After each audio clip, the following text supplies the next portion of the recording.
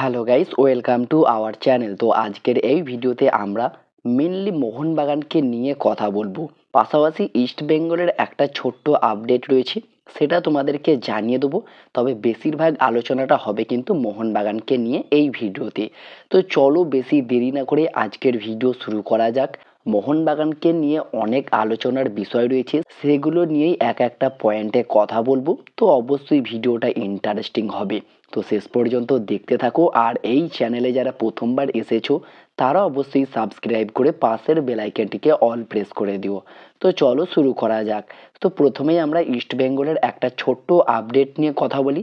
তো ইস্ট বেঙ্গল এই মরশুমে প্রথম দিকে শুরুটা খুবই বাজেভাবে হয়েছিল কার্লেস কোয়াদ্রাতের আন্ডারে। পরে অস্কার ব্রুজো আসার পরে কিন্তু ইস্ট বেঙ্গল টিমটার রং একটু হলেও পাল্টেছে। তবে বিশেষ করে তাদের নতুন সাইনিং রাফায়েল মেসি বাউলি, এই প্লেয়ারটা আসার পর থেকে কিন্তু ইস্ট বেঙ্গল টিমটা আরও ভালো খেলতে শুরু করেছে এবং অন্যান্য প্লেয়াররাও ভালো করে খেলতে শুরু করেছে। আর রাফায়েল মেসি এখনও পর্যন্ত ইস্ট বেঙ্গলের জার্সিতে মাত্র 3টে ম্যাচ খেলেছে, সেখানে 9টা গোলের চান্স তৈরি করেছে। তো বুঝতে পারছো কতটা ভালো পারফরমেন্স করেছে। 8টা গোলের পাস দিয়েছেন এবং অপোনেন্ট বক্সে গিয়ে 14বার বল ধরেছে, একটা গোলের অ্যাসিস্টও করেছে। এমনকি তিনি গোলও করতে পারতেন।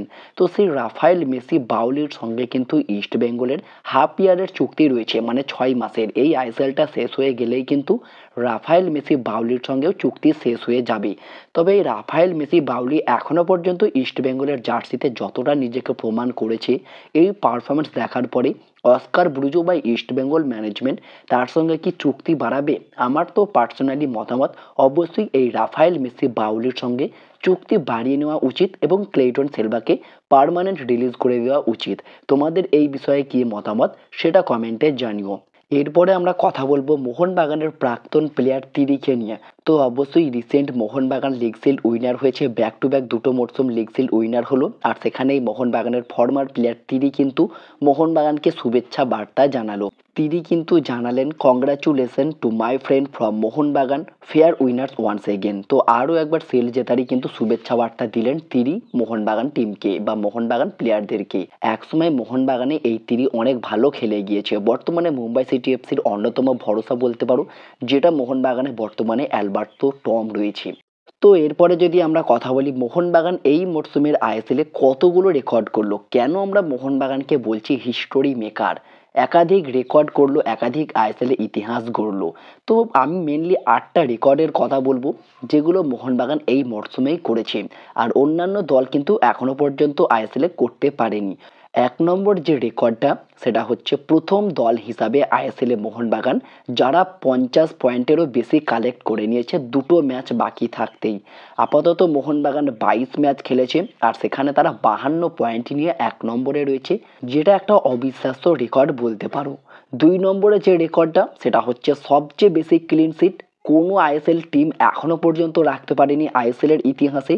সেরা ক্লিন শিট মোহনবাগান রেখেছে সবচেয়ে বেশি 14টা। 14টা ক্লিন শিট কিন্তু কোনো টিম এখনো পর্যন্ত রাখতে পারেনি। এরপরে আমরা 3 নম্বর যে রেকর্ডটা নিয়ে কথা বলবো, সেটা হচ্ছে টানা 10টা হোম ম্যাচ জিতে রেকর্ড।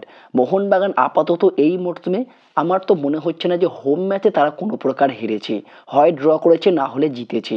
যদি কোনো প্রকার একটা ম্যাচেও হেরে থাকে, তোমাদের যদি মনে থাকে অবশ্যই কমেন্টে জানিও।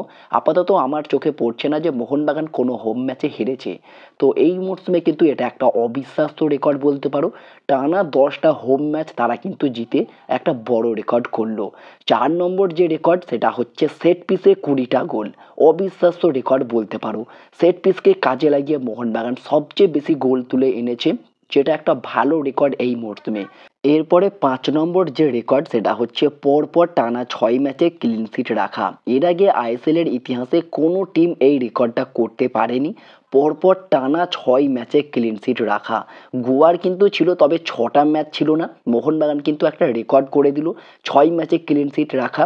গোয়ার মেবি 4টে হতে পারে, আমার এই মুহূর্তে সঠিক মনে আসছে না, তবে 6টা নয়। মোহনবাগানের কিন্তু এটা একটা বড় রেকর্ড, টানা 6 ম্যাচে ক্লিন শিট রাখা। তো দেখা যাক এই রেকর্ড কোনো টিম ব্রেক করতে পারে কি পরের মরশুমে। এরপরে আমরা 6 নম্বর রেকর্ডটা নিয়ে যদি কথা বলি, তো 6 নম্বর রেকর্ড যেটা, সেটা হচ্ছে 572 মিনিট কোনো গোল না খাওয়ার রেকর্ড। সবচেয়ে বেশি লং টাইম ধরে কোনো গোল খায়নি মোহনবাগান টিম। প্রায় 572 মিনিট তারা কোনো গোল কনসিড করেনি। টানা 6 ম্যাচে ক্লিন শিট। বুঝতে পারছো ব্যাপারটা? 572 মিনিট কোনো গোল খায়নি। তো অবশ্যই মোহনবাগান ডিফেন্স লাইনকে স্যালুট জানাই এত ভালো ডিফেন্স করার জন্য। Tom Aldred, Alberto Rodriguez, Subhashis Bose, Ashis Roy, Dipendu Biswas অনেক ব্রিলিয়ান্ট পারফর্ম করেছে। পাশাপাশি 3 কাঠিতে বিশাল কায়েত, তাকে নিয়ে তো অবশ্যই বলতে হবে। দুর্দান্ত কিন্তু রেকর্ড করলো, 572 মিনিট কোনো গোল খায়নি। আর বিশাল কায়েত এবং মোহনবাগান ডিফেন্স লাইনের স্বপ্নের মরশুম যাচ্ছে এই মরশুমটা বলতে পারো। এরপরে যদি আমরা 7 নম্বর রেকর্ডটা নিয়ে কথা বলি, তো 7 নম্বর রেকর্ড যেটা সেটা হচ্ছে পরপর দুটো মরশুমে শিল্ড জেতা। Back to back league shield win হওয়া কিন্তু খুব একটা সহজ কাজ নয়, যেটা মোহনবাগান এই মরশুমে করে দেখিয়ে দিল। পরপর দুটো মরশুমে লিগ শিল্ড জিতে একটা দুর্দান্ত রেকর্ড করলো। জানি না এই রেকর্ডটা কোনো টিম ব্রেক করতে পারবে কি। পরপর দুটো মরশুমে লিগ শিল্ড জেতা কোনো সহজ কাজ নয়। এরপরে আমরা 8 নম্বর যে রেকর্ড সেটা নিয়ে যদি আমরা কথা বলি, সবচেয়ে বেশি ম্যাচ জেতার রেকর্ড কিন্তু মোহনবাগান করেছে।